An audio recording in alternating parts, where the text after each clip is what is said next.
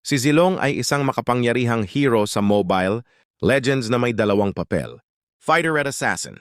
Siya ay kilala sa kanyang mataas na pinsala, mahusay na kadaliang kumilos, at kakayahang manguna sa labanan. Kasaysayan at pinagmulan. Ayon sa lore ng Mobile Legends, si Zilong ay isang mandirigma na pinagkatiwalaan ng Great Dragon upang protektahan ang Cadia Riverlands.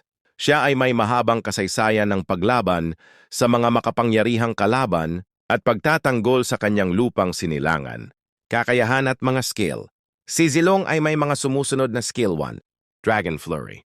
Passive skill na nagpapataas ng kanyang pinsala at nagpapagaling sa kanya kapag siya ay nakakagamit ng basic attack, Spear Flip. Skill na nagpapalipad ng kalaban sa likod niya, nagpapabagal sa kanilang pag-atake at nagpapataas ng pinsala.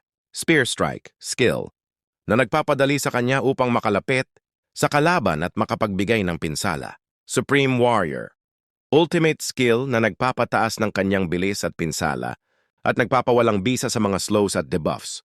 Papel sa labanan. Si Zilong ay mahusay sa mga sumusunod na papel 3. EXP Lane. Siya ay mahusay sa pag-farm ng gold at experience sa EXP Lane. Jungle.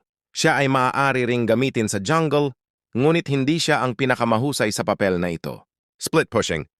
Siya ay mahusay sa pagtutulak ng mga tower at pagkuha ng mga objective, mga kaaway at kakampi. Si Zilong ay mahina laban sa mga hero na may crowd control at stun, tulad ni Akai Gatot Kaka, Wada Freya. Siya ay mahusay laban sa mga hero na may mababang defense, tulad ni Mia at Fanny.